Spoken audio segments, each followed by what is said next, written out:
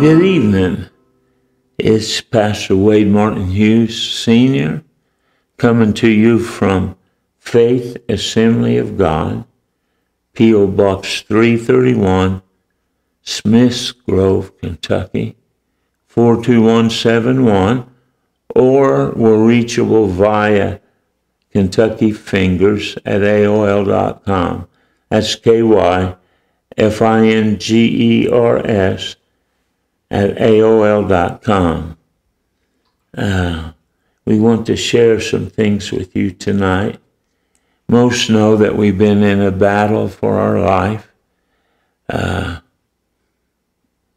Memorial Day weekend, they found cancer in my shoulder. It's been a journey ever since then. It seems downward, but the Lord has given me some great opportunities to minister in this time. I have an incision from right here all the way going down to my arm to right here. And they took the bulk of the cancer out, but they could not get it all. Since then, they found cancer in a second spot, which is in my C7 and T1 vertebra in the back of my neck.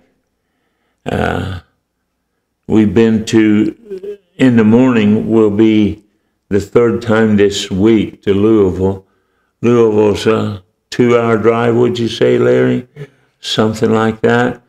And we've been going to the U of L hospital. We've gone to the Jewish hospital. And we've gone to the Brown Cancer Center. They accepted me as a patient to study and maybe do some experimental surgery. My wife and I have cried all night long, several nights. The pain was just beyond anything that I've ever known, although I know people have their burdens worse than mine. But we wanted to record this for Sunday morning service. I'll be going in the morning for a 6-hour surgery, and I'll be in Jewish hospital for 5 to 6 days. The other surgery that I had, they said 5 to 6 days. I went home in 2.5 days. Part of that was because U of L Hospital had no room. Sort of felt like Jesus had no room for him in the inn. And we stayed our whole time in the recovery it's not a room, the little thing for recovery. And they brought in to me into the next bed. They brought in a man that dropped a 7,000-pound rock on his hand and on his foot. They couldn't get it off. They had to call a crane to come and get it off of him. He lost the biggest part of his foot, and he lost several fingers on his right hand. I told Linda I had to pray for him. Linda said, Martin, you can't do that. You can't do that. I got myself out of bed, and I walked to the door, and the nurse was going in his room, and she said, what you doing? I said, I'm going to pray for him.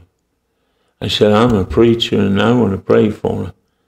And she made a bad face at me, but she didn't say anything. She got out of the way, and I had the opportunity to pray for a man, let's call Tony, that had dropped a 7,000-pound rock on his foot and his hand, and his wife was there. And I got to minister to them, and that would have never happened had I not been in there myself.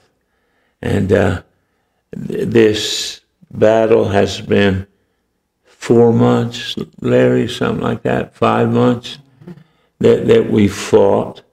The news gets worse and worse and worse, but God gets bigger and bigger and bigger. And besides that, if you know the name of our church, the name of our church is Faith. And I have people around the world praying for me. And I haven't played the flat top since all this has been going on. I have these 3 fingers that are completely numb, and I can't feel anything in them, which makes guitar playing difficult. But I'm going to try. And how can you sink through a solid rock? If I can get my pick situated in my hand and my shoulder there. Let's sing a couple of songs.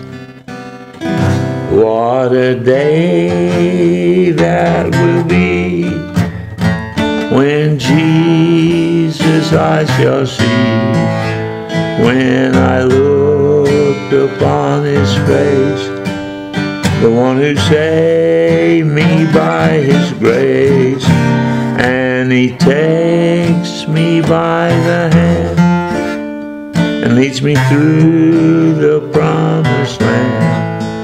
What a day, glorious day that will be. Oh, I want to see him, look upon his face, there to sing forever of his saving grace. On the streets of glory, let me lift my voice. Cares all past, home at last, ever to rejoice. When I think of suffering, and again, today I was in Jewish hospital. I saw some terrible cases. Louisville, and they interviewed me and went through everything. Then they put a camera up my nose and down my throat, and they said a third part of my vocal cords is not working. And they said usually that's from some kind of trauma. I had a tube down my throat recently, and I said, well, it should be in your records there. 3 weeks ago, I had this major surgery, and 2 weeks before that, I had another major surgery, and they put the scopes down me. But we're trusting God. We're trusting God.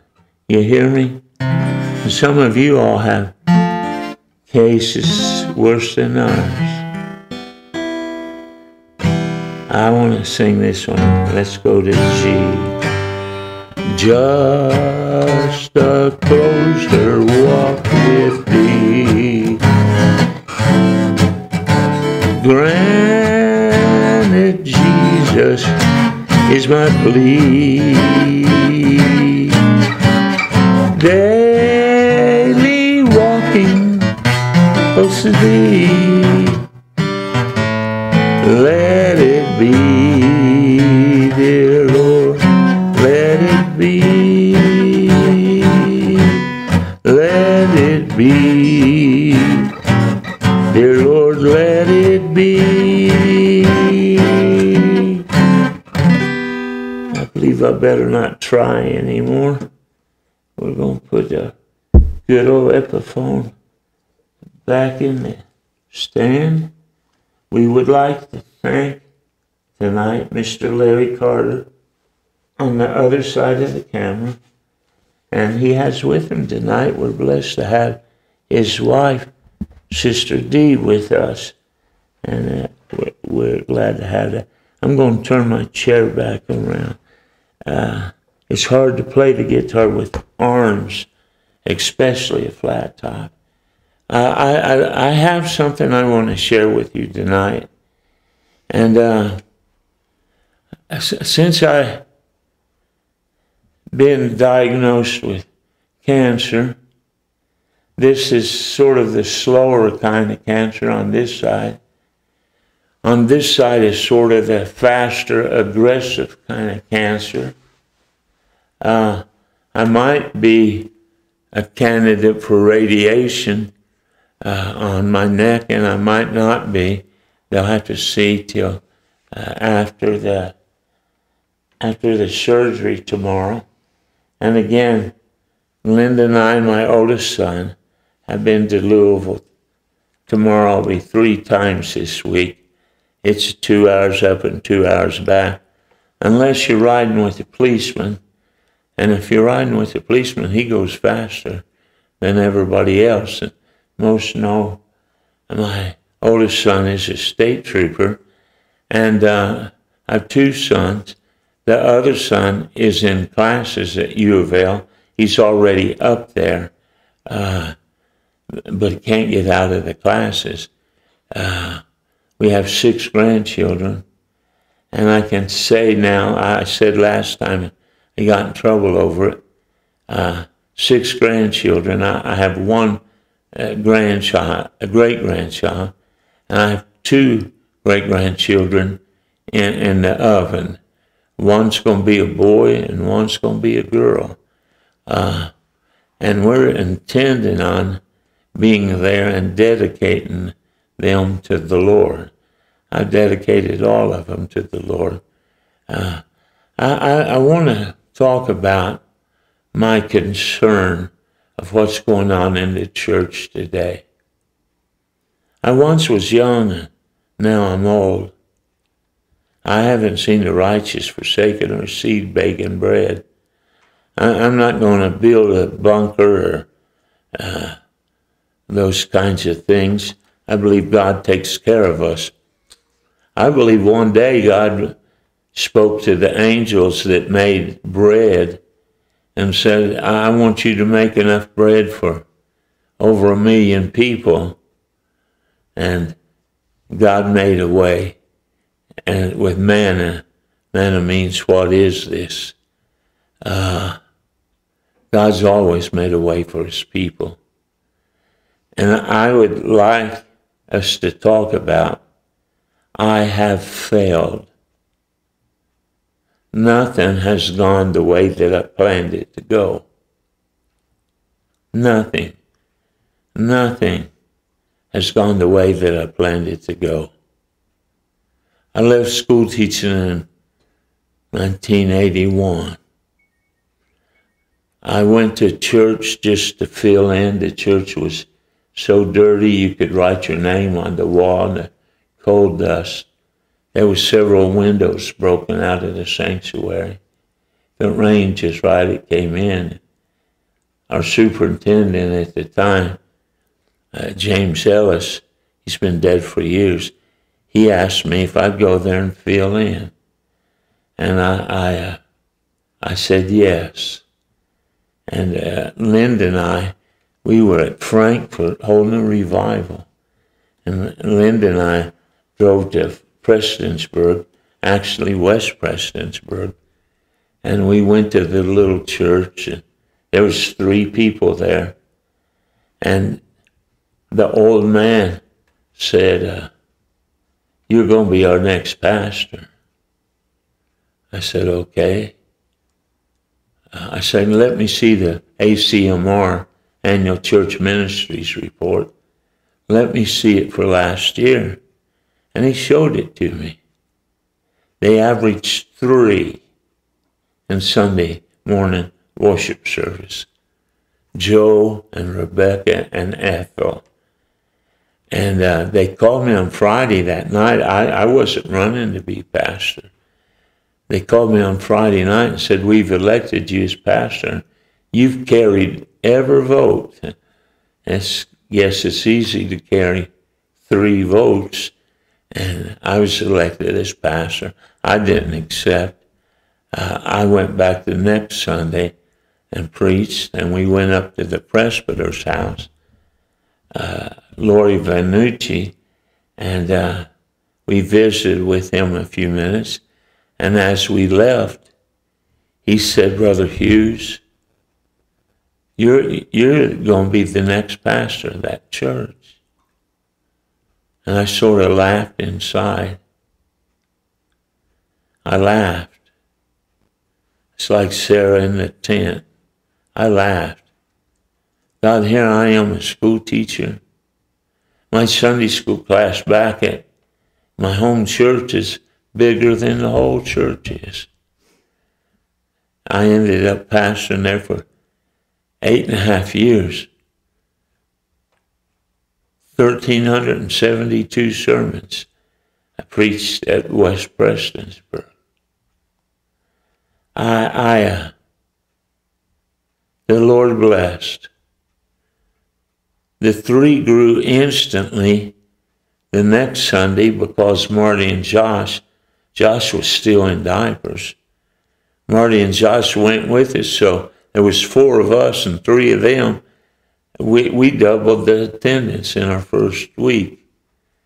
And the Lord blessed, people baptized, people saved, and all of that.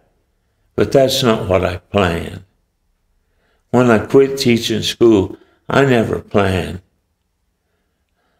I'm going to the mountains. I never planned. My son reminded me today as we was coming back from Louisville how precious has been our time together. And he reminded me, he said, Dad, do you remember? We haven't been there long. Marty was in Head Start. He said, do you remember how dirty the church was and how it wasn't? I said, son, I've been praying on the altar. I've been praying that God would, if he'd give me the paint, I'll paint the church. While I was praying there, one day 2 men dressed not like mountain people dress, and they came in the church. They said, we'd like to paint your church. And I started crying. We didn't have money to pay me, let alone pay somebody to paint the church. And I said, I'm sorry, we can't afford painters. We can't afford to paint. And the 2 men said, we're from Richmond, Virginia. And the Lord laid this part of Kentucky on our mind to come and do something. And they said, you don't understand. We're going to buy the paint. The broken windows that was broke out, we'll replace the windows. We'll paint the inside of the church. We'll paint the outside of the church. We'll paint it all. And we'll buy the paint.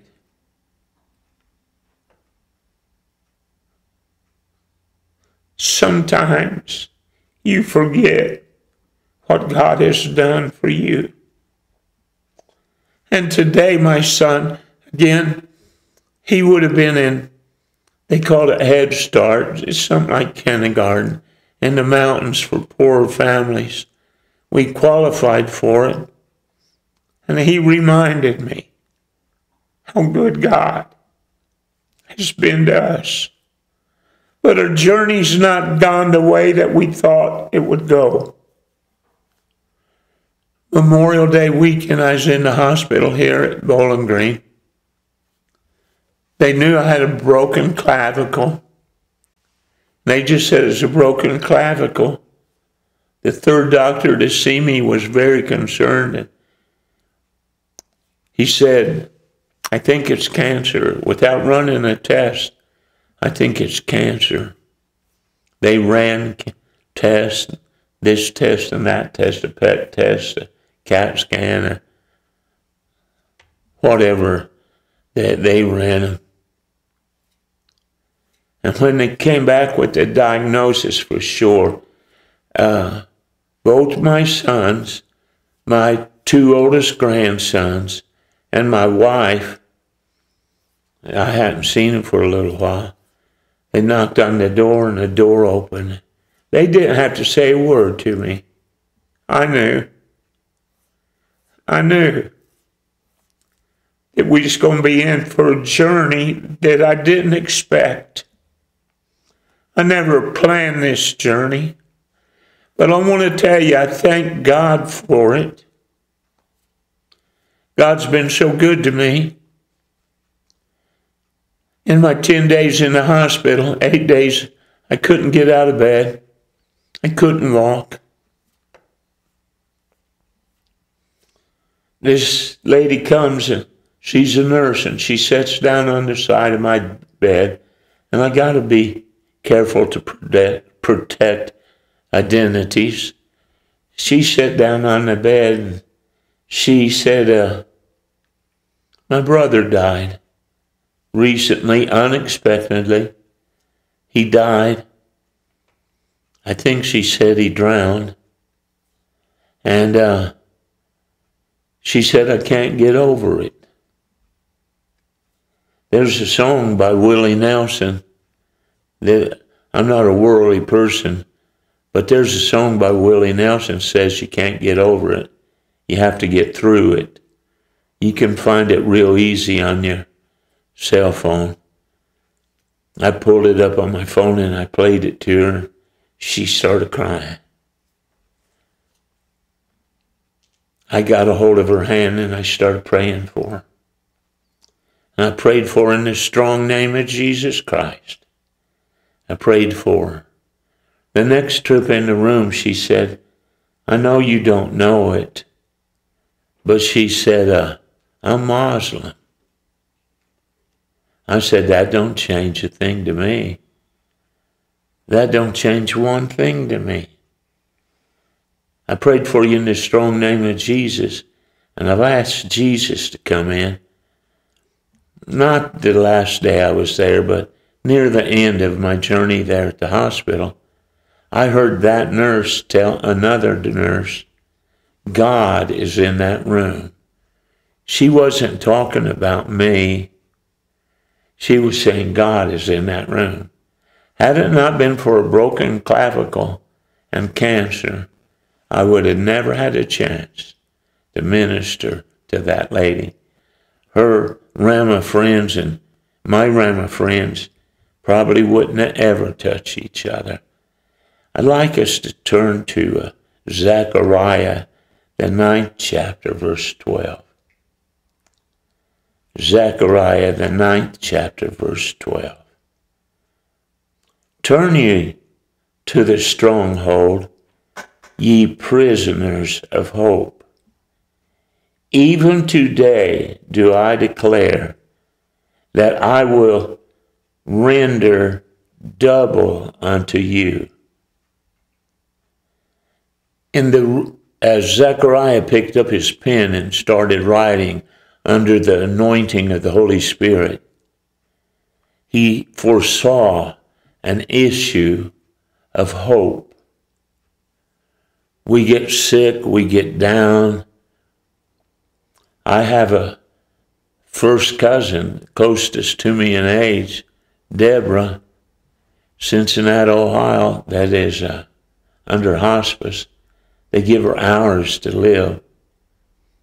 I pray for Deborah. Sturgill's her last name. She was a Hughes. I want to give hope to somebody that don't have hope.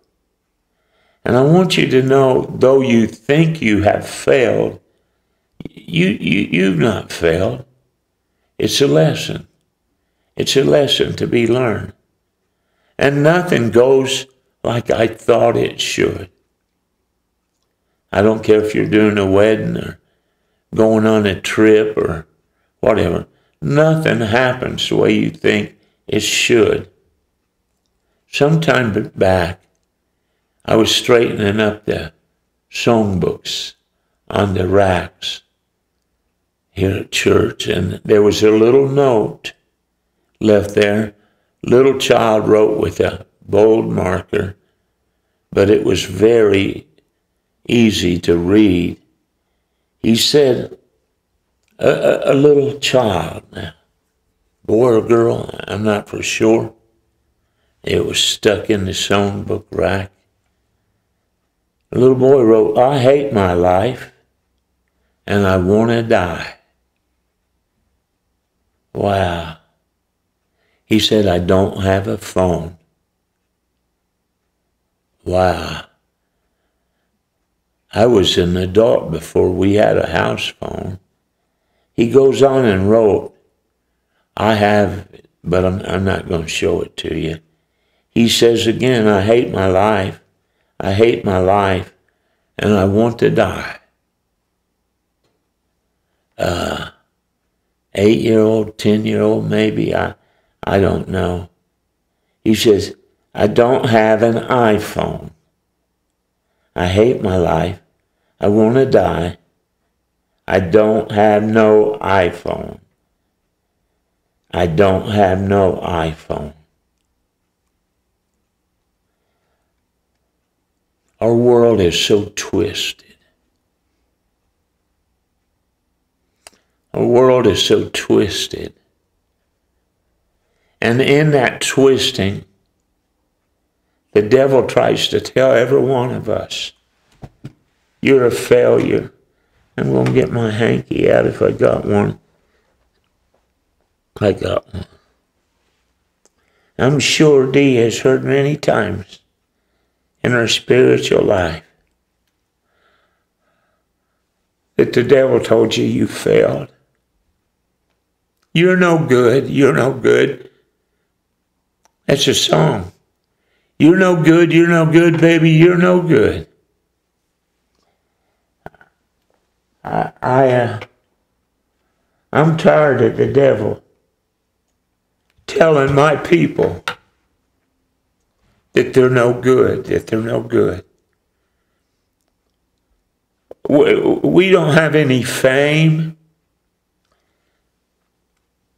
If you go to Haiti and then come back here, you'd find out the poorest of us is richer than the people in Haiti.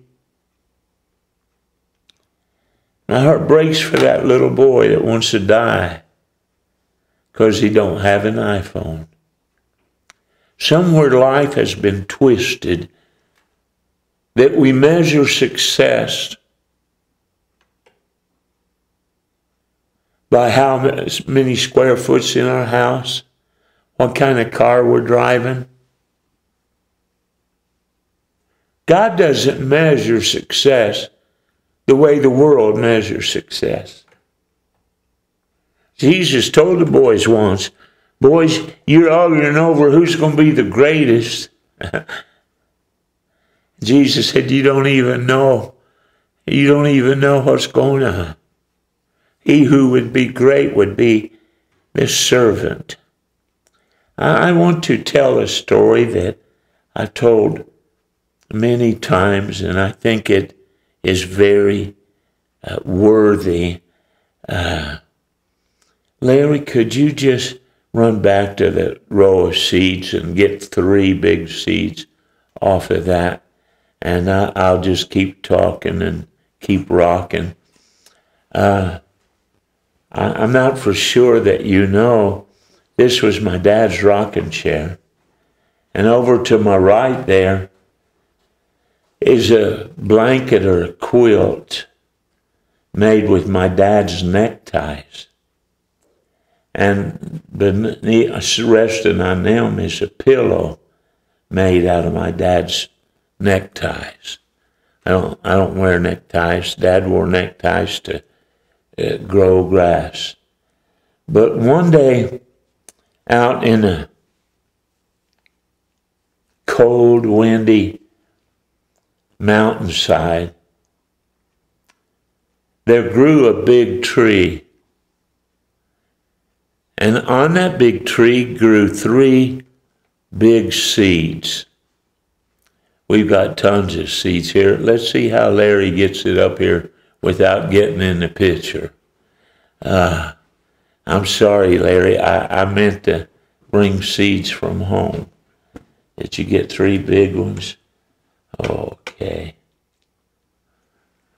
And if you listen to me, you got to have a big imagination. I do things different. But I don't know how it started. On the coat rack coming in the door, it's lined from one end to the other with seeds.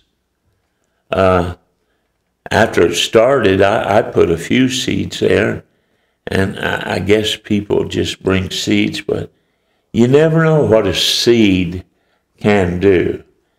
Do I need to hold it out, Larry? You never know what a seed can do. This seed, we had an old lady that sat over there. We're in the sanctuary today. We had an old lady that sat over there that told me about during the Depression.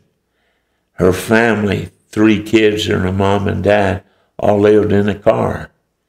They slept in the back seat, the trunk, the front seat. And they had no money for food, and they had no food. And where they sort of camped out was a peach tree. And I believe this would be a peach seed, Larry. Yes. And she said all they had to eat was peaches. And she said they was the bitterest, hardest peaches that she'd ever known. And they ate all the peaches down low. They climbed up in the tree and got the other peaches. And that peach tree sustained them. And they was bitter and hard.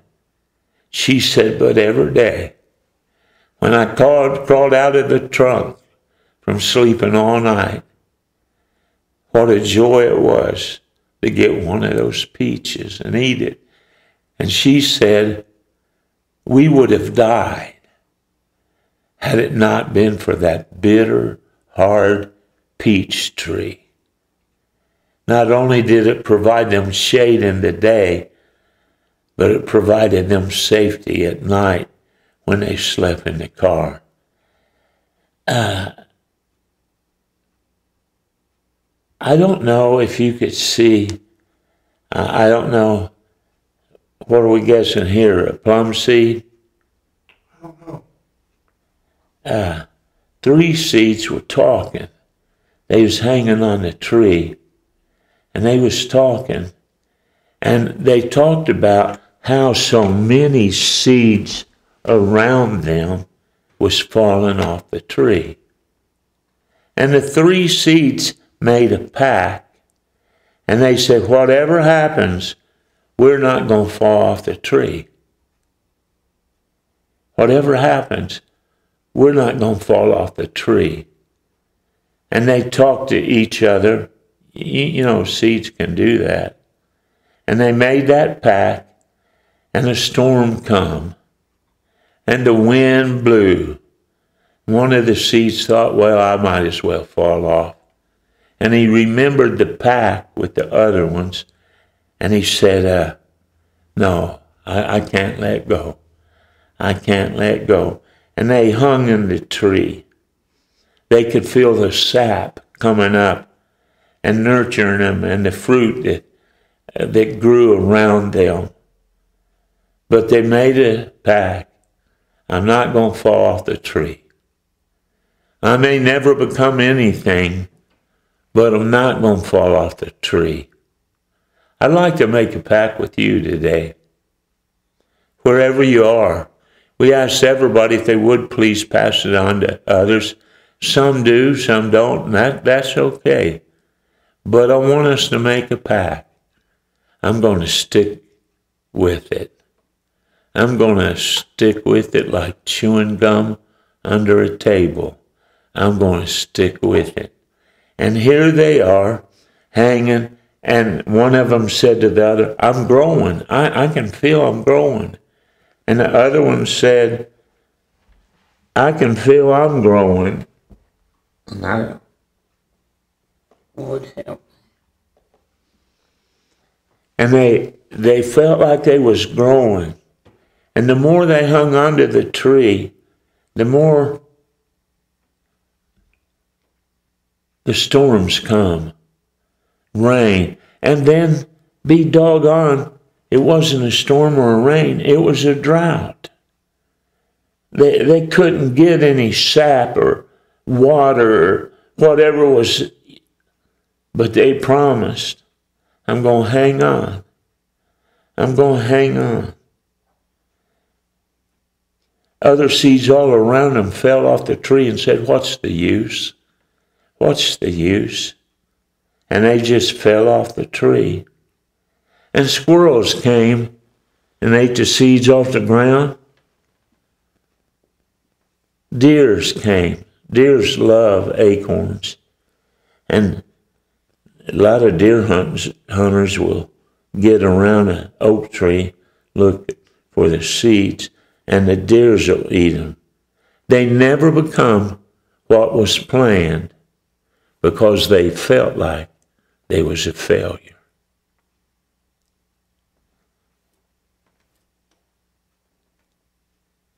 My dad pastored 65 years. The altars over there and over here from my dad's church. I told you I was sitting in this. And Larry, I don't know if you could get the ties or not. I know it'd be dark, and that's okay to not do it. That's my dad's pulpit over there. I've asked when I died, that's the altar that came out of my dad's church. They fit exactly here at our church, and that's my dad's pulpit over there. And I usually speak from behind that till I've gone through this battle with cancer. And I believe that the Lord's going to help me grow my seed to become bigger than what I am. And so the 3 seeds hung on, and they developed and they matured. And the leaves were all falling off the tree, and the tree's seeds fell to the ground. And they talked before they fell down to the ground. What do you want to be when you get big? What do you want to be when you get big? And the one seed said, you know, I'd like to be a treasure chest. Yeah, that's it. I want to be a treasure chest. And the other one said, no, not me. I want to grow into a big tree. And I believe I want to be a boat. I want to be a boat that the king and the queen ride in. That's what I want to be. And the third seed said, no, not me. I want to be famous. I want to be made known all around the world. I want to be famous. So he wants to be famous. He wants to be a boat. And he wants to be a treasure chest. And as they fell to the ground, they fell in the dirt. And I'll be doggone if God didn't bless them. And they fell down and got in the dirt. And they said, what are we doing in the dirt? That's not part of the plan. That's not part of the plan. You hear me? It wasn't part of my plan to fall down in the mud and get covered up, and the rain comes and the seeds get cold. The sun comes out and they get hot. No. We're failures. They grew. Each seed grew to be whatever kind of tree it was planned to be. And they grew, and they grew, and they grew. I'd like us to pay attention to the third seed. God blessed the third seed to grow. He blessed it to grow. He blessed sun and rain and sun, and that third seed grew real big. And if you'll remember, this seed wants to be what's he want to be? A treasure chest. Remember, the second seed wants to be a boat. And remember that the third seed wanted to be famous. He wanted to grow so tall that everybody in the world would know him. And so as they grew in the ground, it looked impossible. There was no hope. There was no peace. What is this? Growing out of the dirt. And, oh no, we'll never be what we wanted to be. We're just 3 little nuts that fell down. We're never going to be a treasure chest. We're never going to be a, can you remember? We're never going to be it. We're never going to be. I wrote down so you can remember. The first one says, I want to be a treasure chest. And the second one says, I want to be a boat. Not just a regular boat. I want to be the boat that the king and queen take vacation and ride in me. I want to take rich people around for pleasure rides. So one's going to be a treasure chest. One's going to be a boat. And the third one said, oh, did I get them wrong, Larry? The third one said, I just want to be big and famous. I want to be so famous that everybody in the world will know about me. So they grew and grew and grew. God blessed. Again, remember the third seed wants to be famous. He wants to be high and lifted up. They grew and grew and grew and grew. And one day, lumberjack came through with a chainsaw. Oh no, probably in Bible times it wasn't not a hacksaw. What do you call it? A big Crosscut. A crosscut's got a handle on either end. Somebody cut him down. And he fell and he hit the ground. And he lay in the mud for a long time. Life had not gone the way he wanted it to. He said, I'm never going to be a treasure chest. And the second one said, I'm never going to be a big boat. And the third one says, I'm a failure. See, all three of them feel like a failure because they have not achieved what God's planned for them. Sunday morning, I spoke on divine provisions at divine timing. Manna came when it was supposed to, and the day it was over, poof, it was gone. All was gone but the little jar that was in, help me, Larry, it was in the Ark of the Covenant. That's the only manna left. See, God's provisions, we feel like a failure. They cut down the second tree and it just laid there. They cut down the third tree and it just laid there. They talked to each other and said, boy, life's not gone the way I wanted it to. I'm a failure. I'm a failure. I'll never be a treasure chest. And one day, a carpenter came by Lowe's, or was it Home 84? What is it, Larry? Home Depot. Home Depot. And here all these little planks of wood was. And the carpenter bought them and took them home, and the carpenter made a manger out of them, put hay in it. Cows would come and eat, and cows slobber a lot. They slobbered all over that manger. He cried, I'm a failure. I'm a failure. Don't you see? I'm a failure. And then the second was the boat. And as they bought the wood and carved it out and it made a boat. You know what kind of boat? Was it a boat for the kings and the queens? No. It was a little fisher boat. You know who owned it? Peter. Peter owned the boat. I'm a failure. The king and queen will never ride me. I stink like rotten fish. They pull me up on the shore and clean out their nets, and I just smell all over the place. And the third one that wanted to be famous,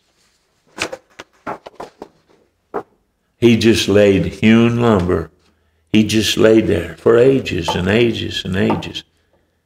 And he told the others, we're all failures. We haven't attained. We're failures. Do you ever feel like that? Let me tell you something about that manger. They cleaned out the barn one night because the motel was full. And they cleaned out the manger. And as they cleaned out the manger and cleaned off all the cow slobber, and they got new hay and put it in, and they got some swaddling clothes, and they laid it in the manger. Though that felt like he was a failure, he helped the King. He helped the Son of God. He heard Mary over in the corner, and they heard the shepherds come. And he said, God answered my prayers. I am a treasure chest. I'm holding God's only Son. It didn't go the way I thought it should go. I'm not a failure. I'm not a failure. I'm a treasure chest. I helped God's Son. You know the rest of this story. The little boat that was a fisher boat that stood, that's upside down. That boat that laid on the shore. A whole group of people, several hundred people gathered on the shore, and they was pressing. And the man that seemed to be talking,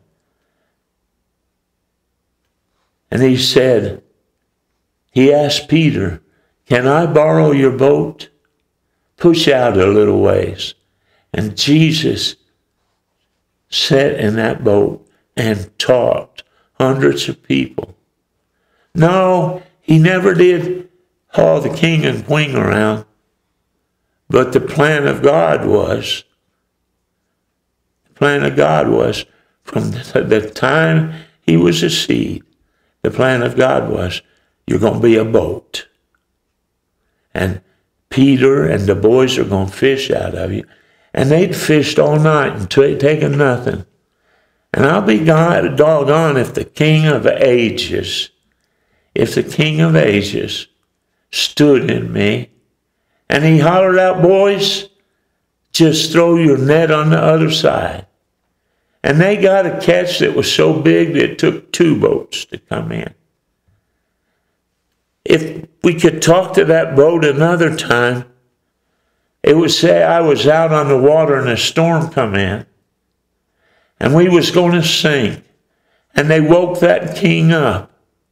They woke him up, and he saved us. Another time, we was out on the water, and be God doggone if that wasn't Jesus walking on the water. And Peter says, if that's you, Lord, bid me to walk on the water. I want to tell you that though the boat failed, the boat was exactly where it was supposed to be, when it was supposed to be. And I'm telling you that as the devil whispers in our ears, you've got cancer, or you're in pain, or your finances are a mess, I want you to know you're not a failure. Hang on. The last one I want to talk about is the most amazing one. The one that wanted to be famous. I'll lay these 2 aside. The one that wanted to be famous lay on the ground for a long time. He felt like he was going to decay there. And one day, 2 Roman soldiers come by and picked that rough lumber up and made a cross. And there was a man coming down the road. His back had blood on it. He was spit on. They hit him and said, guess who hit you? I believe he could have told who hit him. The tree felt like a failure. It's not going to be famous. As a matter of fact, that man with the crown of thorns on his head, the purple robe. See, God's got a plan for everything. And it may not go the way that you want.